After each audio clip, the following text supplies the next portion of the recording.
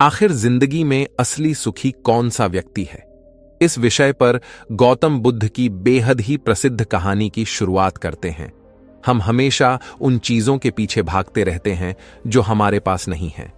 हम भविष्य में उन्हें पाने के लिए लगातार प्रयास करते रहते हैं, लेकिन हम यह भूल जाते हैं कि जिस चीज को पाने का हम प्रयास कर रहे हैं उसके कारण हमारा वर्तमान दुखी हो रहा है। हमारे वर्तमान की सारी खुशियां हमसे छिन रही हैं। इस कहानी में आप यह समझ पाएंगे कि किस प्रकार आपका जो वर्तमान है वही सर्वश्रेष्ठ समय है। इस समय को आपको भरपूर ढंग से जीना चाहिए, क्योंकि यह समय जो आज आपके पास है वह दोबारा नहीं लौटने वाला। बहुत समय पहले की बात है, एक नगर में एक बहुत ही गरीब व्यक्ति रहता था। वह जब भी किसी धनी व्यक्ति को देखता तो वह मन ही मन बोलने लगता और कहता, हे भगवान, तूने मुझे इतना गरीब क्यों बनाया? इन अमीर व्यक्तियों को देखो, ये लोग कैसे ढंग से खेल रहे हैं, जीवन का आनंद ले रहे हैं, और एक मैं हूं जो हर रोज एक एक पैसे के लिए तरस जाता हूं। मेरे पास तो फूटी कौड़ी तक नहीं है और यह लोग पैसे बर्बाद कर रहे हैं। हे भगवान, मुझे भी अमीर बना दे। एक दिन वह व्यक्ति इसी तरह बोल रहा था, तभी उसके पास से एक बौद्ध भिक्षु गुजर रहे थे। उन भिक्षु ने उस गरीब व्यक्ति की सारी बातें सुन ली और तभी वह बौद्ध भिक्षु उस व्यक्ति से कहते हैं, क्या बात है भंते, तुम इतने परेशान क्यों हो? तुम इतने दुखी क्यों लग रहे हो? क्या कोई तकलीफ है तुम्हें? तभी वह व्यक्ति कहता है, हे गुरुदेव, मैं बहुत दुखी हूं, मैं बहुत गरीब हूं। मेरे पास तो खाने तक के लिए पैसे नहीं बचते। मैं एक एक पैसों के लिए तरस जाता हूं। इस दुनिया में मेरा कोई नहीं। मैं सुखी होना चाहता हूं। मुझे सुखी होना है, मुझे अमीर होना है। हे गुरुवर, क्या आप मुझे कोई ऐसा उपाय बता सकते हैं जिससे मैं जल्द से जल्द अमीर हो जाऊं और मेरे पास किसी चीज की कोई कमी ना रहे? उस व्यक्ति की यह बात सुनकर उन बौद्ध भिक्षु ने उस व्यक्ति की तरफ ध्यान से देखा और फिर उस व्यक्ति को कहते हैं, भंते, तू मेरे साथ चल। इतना कहकर वह भिक्षु उस गरीब व्यक्ति को एक अमीर व्यक्ति के घर ले गए। उस अमीर के घर को देखकर उस गरीब व्यक्ति की आंखें फटी की फटी रह गईं। उस गरीब व्यक्ति ने उन भिक्षु से कहा, हे गुरुवर, इतना अमीर होने के लिए तो मैं कुछ भी कर सकता हूं। यदि मेरे पास इतने पैसे हो तब तो क्या ही बात है, इस घर में तो कितना आनंद आता होगा। तभी वह भिक्षु मुस्कुराने लगे और उस गरीब व्यक्ति से कहते हैं, इसीलिए तो मैं तुम्हें यहां पर लाया हूं। इतना कहते हुए भिक्षु उस व्यक्ति को उस घर के मालिक के पास ले जाते हैं और उस अमीर व्यक्ति से कहते हैं, तुम्हारे पास तो इतनी धन दौलत है, इतना आलीशान घर और सारे ऐश ओ आराम है, क्या तुम सुखी हो? तभी व्यक्ति जरा सा मायूस होकर उन बौद्ध भिक्षु से कहता है, हे गुरुवर, कैसा सुख? केवल धन दौलत होने से सुख तो नहीं आ जाता। मैं तो जन्म से ही अंधा हूं और एक अंधे के जीवन में सुख कैसे हो सकता है? सुखी तो वे लोग हैं जिनके पास आंखें हैं, जो लोग इस संसार को देख पा रहे हैं, इसकी खूबसूरती को आंख भर के निहार पा रहे हैं। हे गुरुवर, मैं तो बस इतना ही चाहता हूं कि केवल मुझे कुछ पलों के लिए ही सही, लेकिन इस संसार को देखने का अवसर प्राप्त हो। मैं कम से कम एक बार अपने माता पिता, अपने रिश्तेदारों को देख सकूं, और इसके लिए चाहे मुझसे मेरी कोई पूरी दौलत ही क्यों ना ले ले, मैं देने के लिए तैयार हूं। मैं इतना दुखी हूं जितना दुखी और कोई नहीं हो सकता। हे ईश्वर, आपने मुझे अंधा क्यों बनाया? तभी उन बौद्ध भिक्षु ने उस गरीब व्यक्ति की ओर इशारा करते हुए कहा, तुम्हारे पास एक बहुत दिग्गज अवसर है। यदि तुम चाहो तो केवल अपनी आंखें देकर तुम इस अन्य व्यक्ति की सारी धन दौलत ले सकते हो और उसके बाद तुम भी अमीर बन जाओगे, तुम भी सुखी हो जाओगे, तुम्हें तुम्हारा सुख मिल जाएगा और इस अंधे व्यक्ति को उसका सुख प्राप्त हो जाएगा। तभी वह गरीब व्यक्ति कहता है, नहीं नहीं गुरुजी, आप ये क्या कह रहे हैं? बिना आंखों के मैं अमीर होकर क्या करूंगा? ना गुरु, ना मैं अपनी आंखें नहीं दूंगा।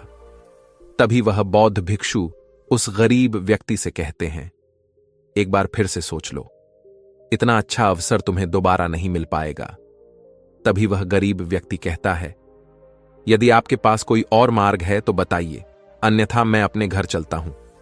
तभी वह भिक्षु उस युवक से कहते हैं, ठीक है, ठीक है, यदि तुम अपनी आंखें नहीं देना चाहते तो कोई बात नहीं, हम कोई और रास्ता निकाल लेते हैं।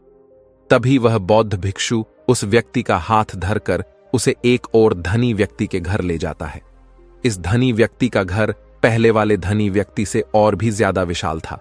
यह देखकर वह गरीब व्यक्ति कहता है, अरे अरे, इतना आलीशान घर मैंने आज तक नहीं देखा था। तभी वह बौद्ध भिक्षु उस गरीब व्यक्ति को उस धनी व्यक्ति के पास ले जाते हैं और उस धनी व्यक्ति से कहते हैं, आप तो बहुत सुखी होंगे, आपके पास इतना आलीशान घर है, इतनी धन दौलत है, सारे ऐशो आराम है, आपको तो किसी चीज की कोई कमी नहीं, आप अवश्य ही बहुत सुखी होंगे। तभी वह धनी व्यक्ति मायूस होकर उन बौद्ध भिक्षु से कहता है, आप यह कैसी बातें कर रहे हैं? आप तो जानते हैं कि मेरे दोनों हाथ काम नहीं करते, मैं अपाहिज हूं। यह जो इतनी धन दौलत आप देख रहे हैं, इन्हें देखकर भी मैं अपने हाथ वापस नहीं ला सकता। तो ऐसे में यह धन दौलत मेरे किस काम की? इससे तो अच्छा होता कि ईश्वर ने भला ही मुझे गरीब बनाया होता, लेकिन कम से कम मेरे दोनों हाथ मुझे सही दे देता। ना जाने भगवान ने मुझे क्यों अपाहिज बना दिया। जितना दुखी मैं हूं, उतना दुखी और कोई नहीं होगा। तभी एक बार फिर उन बौद्ध भिक्षु ने उस गरीब व्यक्ति की ओर इशारा करते हुए कहा, भंते, तुम्हारे पास एक और मौका है। यदि तुम चाहो तो अपने दोनों हाथ देकर इस अमीर व्यक्ति की सारी धन दौलत ले सकते हो। क्या कहते हो? क्या तुम तैयार हो? और अब की बार तो तुम्हें आंखें भी नहीं देनी होगी, तुम्हारी आंखें तुम्हारे साथ ही रहेंगी। तभी वह गरीब व्यक्ति उन बौद्ध भिक्षु से कहता है, अरे महाराज, आप ये क्या कह रहे हैं? एक अपाहिज होकर मैं इस धन दौलत का क्या करूंगा? क्या आपके पास कोई ऐसा अमीर व्यक्ति नहीं है जिसका पूरा शरीर भी स्वस्थ हो और उसके पास बेशुमार धन दौलत भी हो? तभी वह बौद्ध भिक्षु उस व्यक्ति का हाथ धर करके उसे तीसरे अमीर व्यक्ति के पास ले जाते हैं। उस अमीर व्यक्ति के पास उसका अपना महल था। यह देखकर वह गरीब व्यक्ति उन बौद्ध भिक्षु से कहता है, हे गुरुवर, यह तो अवश्य ही बहुत सुखी होगा। इसके पास तो इतना आलीशान महल है, इसके पास तो इतनी सारी धन दौलत है, ये अवश्य ही बहुत खुश रहते होंगे, इनका जीवन तो आनंद में होगा। तभी वह बौद्ध भिक्षु उस गरीब व्यक्ति को उस धनी व्यक्ति के पास ले जाते हैं और फिर उस धनी व्यक्ति से कहते हैं, आप तो अवश्य ही खुश रहते होंगे, क्योंकि आपके पास इतना आलीशान महल है, इतनी सारी धन दौलत है, आपके पास तो सारी सुख सुविधाएं भी हैं, आपका जीवन तो आनंद में बीतता होगा। इसके जवाब में वह अमीर व्यक्ति कहता है, हे गुरुवर, कैसा आनंद! मुझ जैसा दुखी इस दुनिया में और कोई नहीं होगा। मैं आज बहुत दर्द में हूं। मेरी पत्नी ने मुझे धोखा दे दिया है, वह किसी और से प्रेम करती है जो मुझसे भी अमीर है। आज मुझे समझ आया कि यह धन दौलत कभी किसी को सुख दुख नहीं दे सकती, और जब मन में दुख हो तो यह धन दौलत किस काम की। मुझसे सुखी तो वह गरीब इंसान होगा जिसकी पत्नी कम से कम उसके साथ तो है, वो उसके साथ वफादार तो है। आज मैंने तय कर लिया है कि मैं अपनी पत्नी और उसके प्रेमी की हत्या कर दूंगा। यह सुनकर वह भिक्षु उस अमीर व्यक्ति से कहते हैं, इससे पहले कि तुम ऐसा कदम उठाओ, कम से कम मुझे भोजन तो करवा दो। जाओ और भोजन की व्यवस्था करो और साथ में कुछ कांच के टुकड़े भी ले आना। वह धनी व्यक्ति सभी साधु संतों का बहुत आदर करता था, इसलिए वह उन बौद्ध भिक्षुओं की बात मान जाता है। लेकिन वह यह नहीं समझ पाता कि आखिर उन बौद्ध भिक्षु ने खाने के साथ कांच के टुकड़े क्यों मंगवाए हैं। लेकिन जैसा कि उन बौद्ध भिक्षु ने कहा था, वह अमीर व्यक्ति उसी प्रकार खाने की व्यवस्था कर देता है। वह भोजन के साथ कुछ कांच के टुकड़े लेकर उन बौद्ध भिक्षु के पास पहुंचता है। तभी वह बौद्ध भिक्षु, वह गरीब व्यक्ति और वह धनी व्यक्ति तीनों एक साथ भोजन करने बैठते हैं, और उसी समय बौद्ध भिक्षु कुछ कांच के टुकड़े उठाकर उस अमीर व्यक्ति के भोजन में मिला देते हैं और उससे कहते हैं, लो, अब तुम इसे खा सकते हो। वह अमीर व्यक्ति अचंभित हो गया और उन बौद्ध भिक्षु से कहता है, हे गुरुवर, आप यह क्या कह रहे हैं? इस खाने में तो कांच के टुकड़े आपने मिलाए हैं। इस भोजन को मैं कैसे खा सकता हूं? यदि यह भोजन मैं करूंगा तो इससे मुझे बहुत तकलीफ होगी और हो सकता है कि मेरी मृत्यु भी हो जाए। तभी वह भिक्षु मुस्कुराने लगे और उस अमीर व्यक्ति से कहते हैं, तुम्हें यह बात तो समझ में आ गई, लेकिन तुम्हें यह बात नहीं समझ में आती कि अगर इस भोजन को खाना है तो इस भोजन के कांच के टुकड़ों को तुम्हें निकालकर अलग करना ही होगा। तभी यह भोजन तुम्हारे खाने योग्य बनेगा और तब यह भोजन तुम्हें कोई तकलीफ नहीं देने वाला, बल्कि तुम्हें सुख ही प्रदान करेगा। इस पर वह अमीर व्यक्ति अचरज में उन बौद्ध भिक्षु से कहता है, हे गुरुवर, आखिर आप क्या कहना चाहते हैं? तभी वह बौद्ध भिक्षु उस अमीर व्यक्ति से कहते हैं, ऐसे लोग जो कांच के टुकड़े के समान हैं, यदि तुम उनके साथ चिपके रहोगे तो तुम्हें दर्द तो अवश्य ही होगा। जिस प्रकार यह कांच का टुकड़ा मिला हुआ भोजन तुम्हें दर्द प्रदान करेगा, इसलिए इसका समाधान तो यही है कि तुम इन कांच के टुकड़ों को भोजन से अलग कर दो और जो है उस पर ध्यान दो, अर्थात कि तुम उन लोगों को भूल जाओ जो तुम्हारे जीवन में नहीं है और उन लोगों पर ध्यान दो जो इस समय तुम्हारे साथ हैं, जैसे कि तुम्हारी पुत्री। वह भी तो तुम्हारे प्यार की भूखी है। क्या तुम्हारा यह कर्तव्य नहीं है कि तुम उसका ख्याल रखो, उसकी परवरिश करो? आगे भिक्षु उस अमीर व्यक्ति से कहते हैं, सुख तो तुम्हारे पास ही है, बस इन कांच के टुकड़ों को, अर्थात अपनी पत्नी और उसके प्रेमी की हत्या करने का यह विचार अपने मन से निकाल दो, अन्यथा यह कांच के टुकड़ों से मिला हुआ भोजन के समान ही होगा और इसका परिणाम भी बहुत भयानक होगा। वह भिक्षु इतना कहकर शांत हो गए और उस अमीर व्यक्ति को भी उन भिक्षु की बात समझ में आ गई।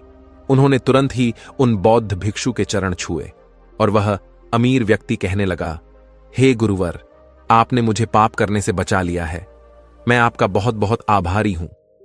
उसके बाद वह भिक्षु उस गरीब व्यक्ति को लेकर आगे की ओर निकल जाता है।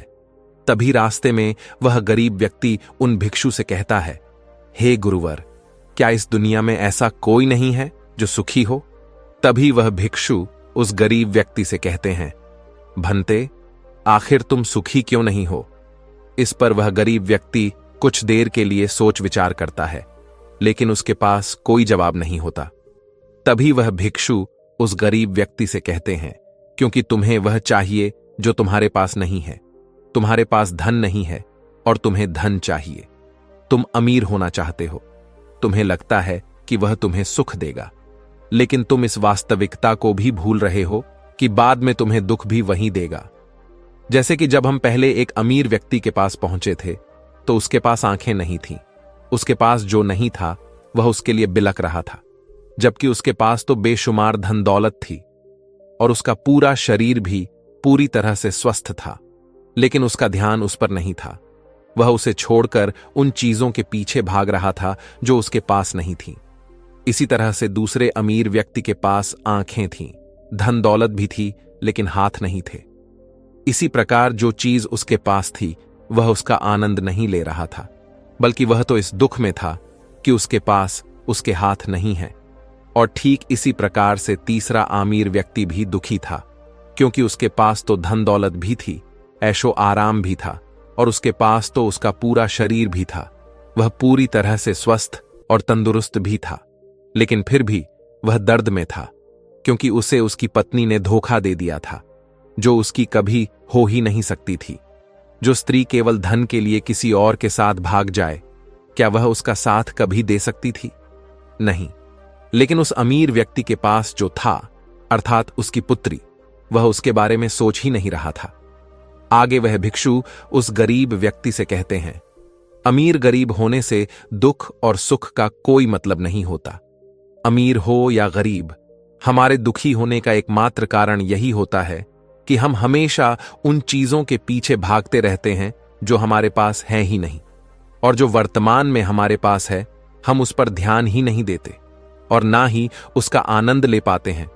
हम तो केवल भविष्य में घूमते रहते हैं, भूतकाल में अटके रह जाते हैं, और यह सारी गलतियां हम वर्तमान की जमीन पर करते हैं।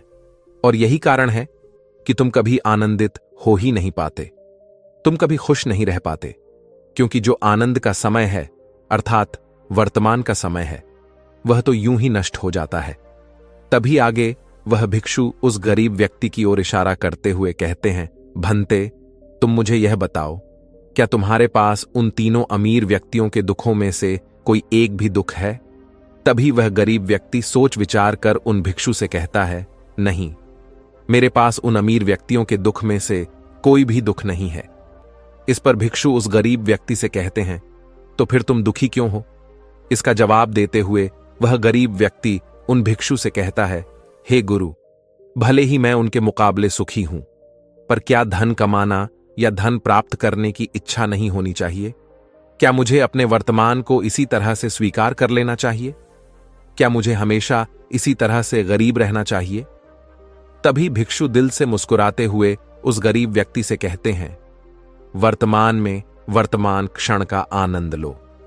वर्तमान में ही ऐसे कर्म करो जिससे तुम्हारा भविष्य सुधर सके, लेकिन ऐसी चीजों के पीछे व्यर्थ समय न गवाओ जो तुम्हारे पास आज नहीं है। जो तुम्हारे पास आज है उसका आनंद लो, और जो तुम पाना चाहते हो उसके लिए केवल कर्म करो, और उस कर्म का फल तुम्हें भविष्य में मिलेगा। यानी इसकी चिंता में भी मत रहना, क्योंकि यदि तुम इसकी चिंता में रहोगे तो कभी सुखी नहीं रह पाओगे, भले ही हालात कितने भी बुरे क्यों ना हो। केवल अपने आज पर ध्यान दो और अपने कर्म मन लगाकर करो।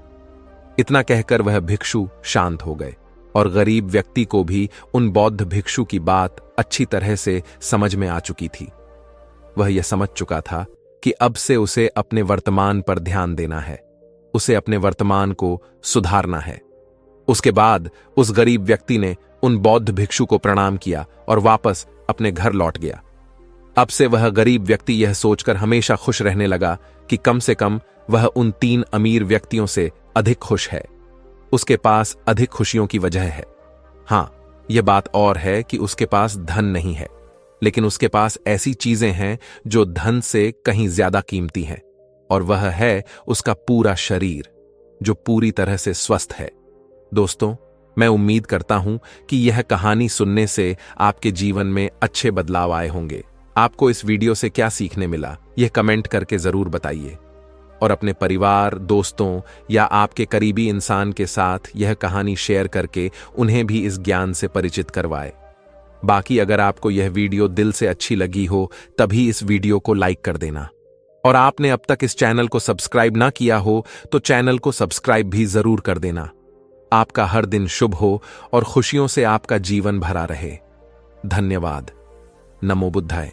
चलिए बढ़ते हैं दूसरी कहानी की तरफ। इस कहानी में एक अजीब सा रहस्य बताया गया है, जिससे आप अपने अवचेतन मन की शक्ति को इस्तेमाल करके जिंदगी की कठिन से कठिन सफलता आसानी से प्राप्त कर सकते हैं। कैसे अपने अवचेतन मन की शक्ति को इस्तेमाल करना है, इसकी विधि क्या है, इस विषय पर हम आज एक अद्भुत कहानी आपको सुनाएंगे। दोस्तों, हमारा जो चेतन मन होता है उससे करीब 9 गुना अधिक ताकतवर हमारा अचेतन मन होता है। अगर 1 गुना ताकत हमारे चेतन मन के पास है तो इसका अर्थ यह हुआ कि उससे 9 गुना अधिक ताकत हमारे अवचेतन मन के पास है, क्योंकि अवचेतन मन ही हमारे पूरे शरीर को नियंत्रित करता है। चेतन मन हमारे दिमाग का एक हिस्सा है जो हमारे विचारों और भावनाओं से प्रेरित होता है, और हमारा चेतन मन ही तर्क वितर्क करने में हमारी मदद करता है। लेकिन दूसरी तरफ हमारा अवचेतन मन यह तर्क वितर्क नहीं करता। यह उस जानकारी को ग्रहण कर लेता है जो इसे चेतन मन देता है। इसीलिए जैसा हम अपने अवचेतन मन में सोचते हैं वैसे ही हम बनते चले जाते हैं। क्या आपने कभी इन बातों पर विचार किया है कि कोई व्यक्ति दुखी क्यों है और वहीं पर दूसरा व्यक्ति इतना सुखी क्यों है? एक व्यक्ति सुख और समृद्धि से भरा हुआ है, वहीं पर दूसरा व्यक्ति इतना गरीब और दुखी क्यों है? एक व्यक्ति भयभीत है जबकि दूसरा व्यक्ति आस्था और विश्वास से भरा हुआ है। एक व्यक्ति आलीशान महलों में रहता है, वहीं पर दूसरा व्यक्ति गरीब और टूटी फूटी कुटिया में रहता है। कोई बहुत सफल है तो कोई असफल। कोई व्यक्ति जरा सी मेहनत करके सफलता प्राप्त कर लेता है, और वहीं पर कोई दूसरा व्यक्ति जीवन भर मेहनत करने के बाद भी असफल ही रह जाता है। तो आखिर इन सब चीजों का कारण क्या है? क्या आपने कभी इन पर विचार करने की कोशिश की है? हमारे जीवन में जो भी अच्छा है वह हमारे चेतन मन पर निर्भर करता है। अर्थात यदि आप अपने चेतन मन में यह बात भरेंगे कि मेरे साथ जो कुछ भी होगा वह अच्छा होगा, मेरे साथ जो कुछ भी हो रहा है वह अच्छा हो रहा है, और मैं एक दिन कामयाब जरूर बनूंगा, तो आप अवश्य ही अपने जीवन में कामयाब बन जाएंगे। वहीं पर यदि आप अपने अवचेतन मन में बुरी बुरी बातें रखेंगे, अर्थात नकारात्मक बातें कहेंगे, तो आपके जीवन में केवल नकारात्मकता ही भर जाएगी। और आपके साथ कुछ भी अच्छा नहीं होगा। आप जहां जाएंगे वहां पर आपके हाथ केवल असफलता ही लगेगी। आप हमेशा निराश और परेशान ही रहेंगे, लेकिन उनका हल आपको कभी नहीं मिल पाएगा। इसलिए यदि आप भी अपने मन को अच्छी तरह से जानना चाहते हैं, वह सेवा काम करवाना चाहते हैं जो आप चाहते हैं, उसे अपने नियंत्रण में रखना चाहते हैं, तो इस कहानी को अंत तक जरूर देखिएगा, क्योंकि इस वीडियो में आपको ऐसी महत्वपूर्ण जानकारियां मिलेगी जिसकी मदद से आप अपना जीवन अच्छे से जी सकते हैं। आप जो चाहे उसे हासिल कर सकते हैं। आप जिस भी लक्ष्य को प्राप्त करना चाहते हैं उसे आप प्राप्त कर सकते हैं। आज की इस कहानी में हम यह जानने वाले हैं कि आखिर चेतन मन और अवचेतन मन में मुख्य अंतर क्या है और वह किस तरह से काम करता है, और हम अपने अचेतन मन में अच्छी बातें किस प्रकार से भर सकते हैं जिससे हमारा जीवन परिवर्तित हो सके, हम सफलता की ओर आगे बढ़ सके। बहुत समय पहले की बात है। एक नगर में एक बहुत ही प्रसिद्ध गुरु रहा करते थे। उनकी ख्याति दूर दूर तक फैली हुई थी। उनके आश्रम में उनके कई शिष्य भी थे। एक दिन संध्या के वक्त वह गुरुवर अपने सभी शिष्यों को बुलाकर उन्हें उपदेश दे रहे थे। वे कह रहे थे, शिष्यों, हमारा मस्तिष्क दो भागों में विभाजित है, चेतन मन और अवचेतन मन। चेतन मन हमारे मस्तिष्क का पहरेदार है, वहीं पर अवचेतन मन हमारा मालिक है। उन गुरु की आवाज सुनकर एक शिष्य ने कहा, है गुरुदेव, आप क्या कहना चाहते हैं? आप कहीं यह तो नहीं कह रहे कि हमारे भीतर कोई और है जो हमें चला रहा है, जो हमारी सारी क्रियाओं पर नजर रखे हुए हैं? इस पर गुरुवर उस शिष्य को मुस्कुराते हुए कहते हैं, भंते, मैं तुम्हें एक छोटी सी कहानी सुनाता हूं। इस कहानी में तुम्हें तुम्हारे सवालों का जवाब मिल जाएगा। इस कहानी को ध्यानपूर्वक सुनना और इसे समझने का प्रयास करना। आगे गुरुवर कहानी बताते हुए कहते हैं, बहुत समय पहले की बात है। एक नगर में एक बहुत ही धनी सेठ रहा करता था और उसकी एक आलीशान हवेली भी थी। उसकी हवेली के द्वार पर हमेशा एक पहरेदार तैनात रहता था और हवेली में जब भी कोई उपद्रव होता, कोई शोर शराबा होता, तो उसकी आवाज चारों ओर गूंजने लगती और उस आवाज को सुनकर आसपास के लोग भी उस महल के पास आते और उस पहरेदार को खूब समझाने की कोशिश करते और कहते, देखो, तुम्हारी हवेली से बहुत सारी आवाजें आती हैं जिससे हमारे घर की शांति भंग हो जाती है। कृपया करके इन आवाजों को बंद करो। आखिर इस शोर शराबे में क्या रखा हुआ है? इस तरह से हल्ला करके तुम अपना जीवन कैसे शांति से बिता सकते हो? इस पर वह पहरेदार जवाब देते हुए कहता है, देखो भाई, मैं जानता हूं कि शोर करना बुरी बात है, लेकिन मैं क्या करूं? मैं भी इससे बहुत परेशान हूं।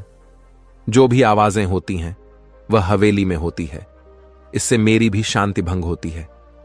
लेकिन आप मुझे क्यों समझा रहे हैं? इसका कारण मैं तो नहीं, इसका कारण तो मेरा मालिक है। आप उसे जाकर समझाइए। यह बात सुनकर लोग भी यह बात समझ जाते हैं कि बात तो सही है। आखिर इसमें इस पहरेदार की क्या गलती है? यह तो केवल अपना काम कर रहा है। गलती तो मालिक ही है। वह उपद्रव करता है, वह शोर शराबे करता है, और जब भी उसे यह सब करने का मन होता है तो वह हवेली के बाहर आता है और उपद्रव करके वह वापस हवेली में जाकर बैठ जाता है। और जिन लोगों को भी उस हवेली के मालिक से तकलीफ होती है, जिनकी भी शांति भंग होती है, वे सभी आकर उस पहरेदार को ही समझाने का प्रयास करते हैं। वह उसे खूब सुनाते हैं, लेकिन क्या इससे यह समस्या सुलझेगी? इस प्रश्न के साथ गुरुवर अपने शिष्य से कहते हैं, तुम ही बताओ, इसका क्या समाधान है? इस पर वे शिष्य गुरु के इस प्रश्न का जवाब देते हुए कहता है गुरुवर, जिन्हें भी उन हवेली के मालिक से तकलीफ है जो शोर शराबे करता है और लोगों की शांति भंग कर देता है, उन सभी को उनसे बात करनी चाहिए, तभी तो इसका समाधान निकलेगा। भला पहरेदार की इसमें क्या गलती है? वह तो केवल अपना काम कर रहा है और वह उससे ज्यादा कर भी क्या सकता है? उसके हाथों में तो और कुछ भी नहीं है।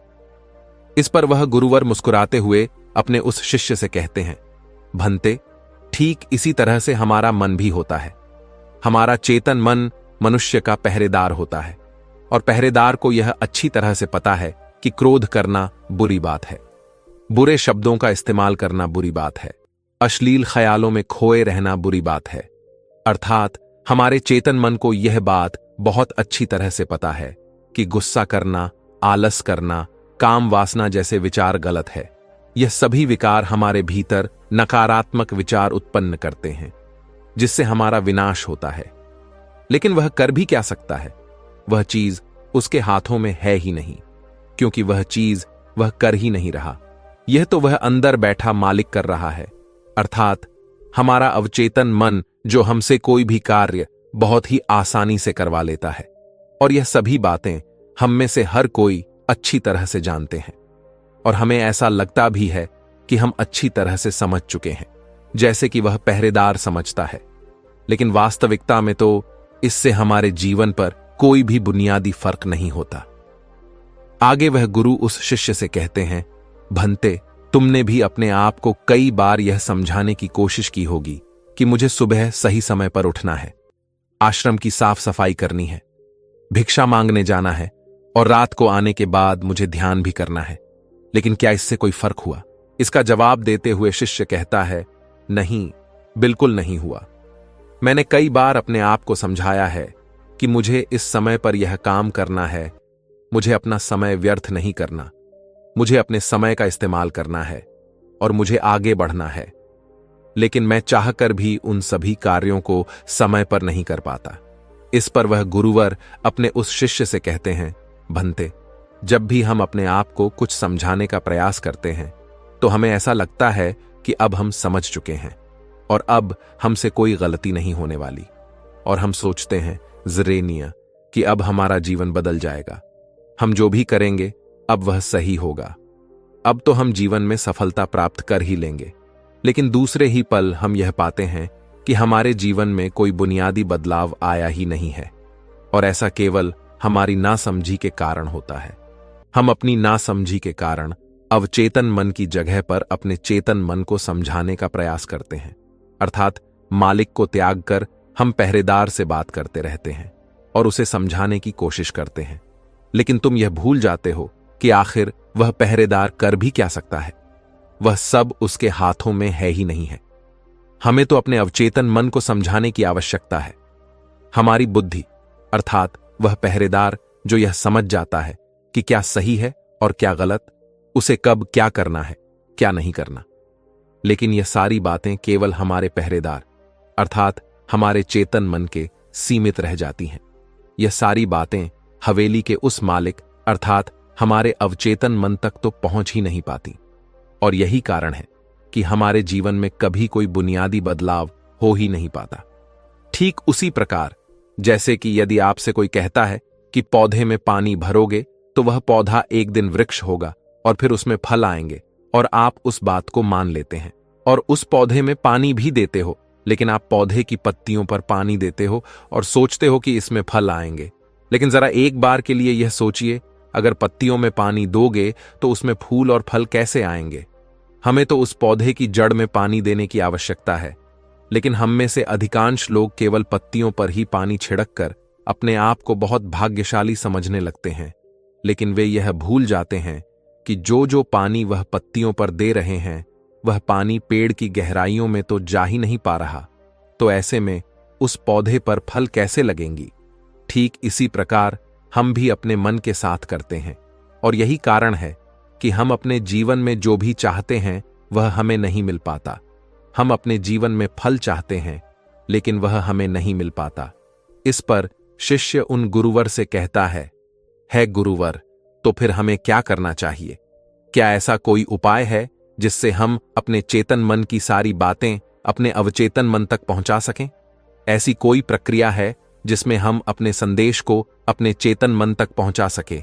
इस पर वह गुरुवर शिष्य से कहते हैं, भंते, यदि तुमने अपने संदेश को चेतन मन तक पहुंचा दिया, तब तुम जो चाहोगे वह इच्छा प्राप्त कर सकते हो।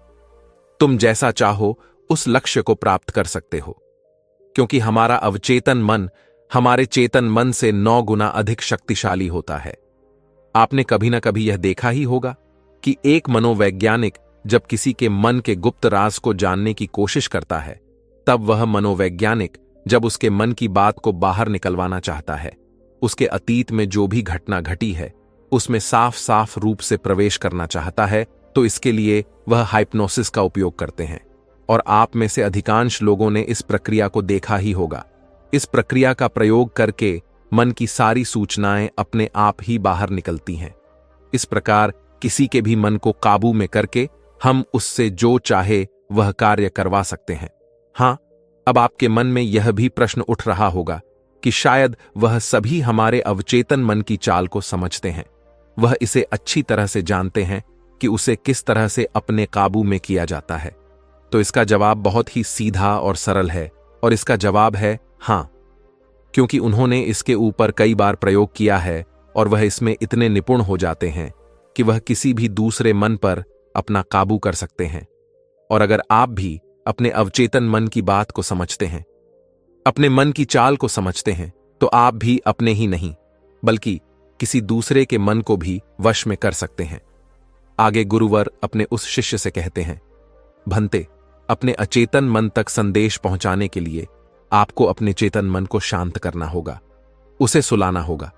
और ऐसा इसीलिए क्योंकि हमारा चेतन मन तर्क वितर्क करने में माहिर है। वह एक पहरेदार है, वह हमारी रक्षा के लिए हमेशा तैनात रहता है। इसीलिए जब भी तुम अपना कोई संदेश उस चेतन मन तक पहुंचाने की कोशिश करोगे जरेनिया, तो वह तुमसे तर्क वितर्क जरूर करेगा और हमें अपनी बात अपने मालिक तक पहुंचाने की इजाजत तक नहीं देगा। जब तक कि हम अपनी बात अपने चेतन मन को अच्छी तरह से समझा नहीं देते या उसे शांत नहीं कर देते, तब तक वह हमें उस हवेली में घुसने नहीं देगा। क्योंकि हमारी सामान्य बुद्धि अर्थात हमारा चेतन मन तर्क वितर्क करने में माहिर होता है, और यही कारण है कि हम में से अधिकांश लोग अपने अचेतन मन तक एक साफ और स्पष्ट संदेश पहुंचा ही नहीं पाते, और इसी कारण हम अपने अचेतन मन को भी अच्छी तरह से समझ नहीं पाते। और हमारा अचेतन मन तर्क वितर्क नहीं करता, उसे तो केवल साफ और स्पष्ट संदेश चाहिए जिस पर वह कार्य कर सके, और उस तक हम साफ और स्पष्ट संदेश तभी पहुंचा सकते हैं जब हमारा मन पूरी तरह से शांत रहेगा, जब हमारे मन में और कोई विचार नहीं होंगे। और यही कारण है कि जब एक मनोवैज्ञानिक किसी के मन पर प्रयोग करता है, उसके मन को काबू करने की कोशिश करता है, उससे मनचाही बात निकलवाने की कोशिश करता है, तो सबसे पहले वह उसके चेतन मन को ही सुलाते हैं। आपने कहीं ना कहीं यह तो देखा ही होगा कि उनके सामने एक पेंडुलम जैसी चीज उनकी आंखों के सामने रख दी जाती है और उसे घुमाया जाता है, जिसे लगातार देखने के बाद वह व्यक्ति पूरी तरह से निद्रा में चला जाता है, और इस कारण उसका चेतन मन पूरी तरह से शांत हो जाता है। और जब उसका पहरेदार पूरी तरह से सो जाता है और उसके पास तर्क वितर्क करने के लिए कोई नहीं बचता, तब वह वैज्ञानिक आसानी से उस हवेली में जाता है और उस मालिक से जी भर के बातें करता है। जो बातें वह चाहता है वह बातें वह उससे निकलवा देता है। टिब के एक महान दार्शनिक ने कहा था कि अगर बात समझ में आ जाए तो आपका जीवन परिवर्तित हो जाता है। लेकिन उन्होंने वह बात उस समय के लोगों के लिए कही थी, क्योंकि उस समय टिब और बाकी दुनिया के लोग बहुत सरल हुआ करते थे। उनका मन बहुत साफ हुआ करता था, और उनको जो भी बातें बताई जाती थीं, वह उन बातों को बहुत शांतिपूर्वक सुनते और समझते थे।